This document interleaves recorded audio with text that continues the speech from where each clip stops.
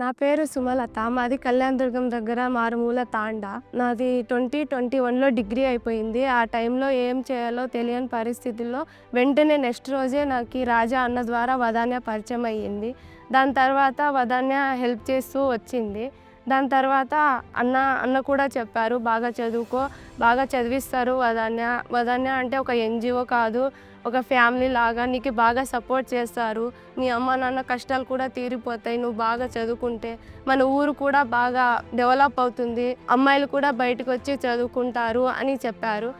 దాని తర్వాత పీజీ కూడా చేశాను. 2023లో నాది కానిస్టేబుల్ ప్రిలిమ్స్ అయిపోయింది. అప్పుడు క్వాలిఫై అయిపోయాను. అశోక్ సార్ వచ్చేసి చదువుకోమ్మా బాగా, నీకు జాబ్ వచ్చే వరకు చదివిస్తాము అని అన్నారు.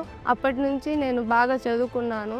వదాన్య మెంటర్స్ కూడా చాలా బాగా హెల్ప్ చేశారు. గ్రౌండ్లో కానీ ఎగ్జామ్లో కానీ చాలా బాగా హెల్ప్ చేశారు. అప్పటి నుంచి చదువుకొని ఈరోజు నేను ఏపీ సివిల్ కానిస్టేబుల్ జాబ్ తెచ్చుకున్నాను.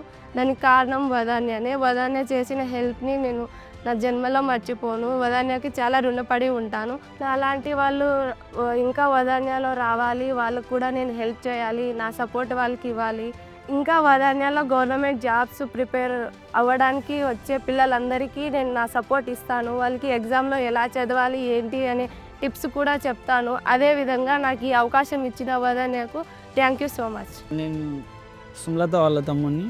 సో మా అక్క చిన్నప్పటి నుంచి కూడా ఎరే స్టూడెంట్. 10th క్లాస్లో మంచి మార్క్స్ స్కోర్ చేసింది. అలాగే అప్పుడు చంద్రబాబు ప్రభుత్వంలో ఉన్నప్పుడు ప్రతిభ అవార్డుని కూడా గెలుచుకుంది. తర్వాత ఇంటర్ కాలేజ్లో కూడా టాప్ స్టూడెంట్గా నిలిచింది. అండ్ డిగ్రీలో కూడా మంచి మార్క్స్ సాధించి టీచింగ్ కంప్లీట్ చేసిన తర్వాత నేను ఏదో ఒకటి సాధించాలి జీవితంలో అని ముందడుగు వేసి కాంపిటేటివ్ ఎగ్జామ్స్కి ప్రిపేర్ అవ్వడం జరిగింది. ఆ తర్వాత కొద్దిగా తనలో ఉన్న టాలెంట్ని వదాన్య సొసైటీ వాళ్ళు గుర్తించి మా అక్కకు చాలా సపోర్ట్ చేశారు.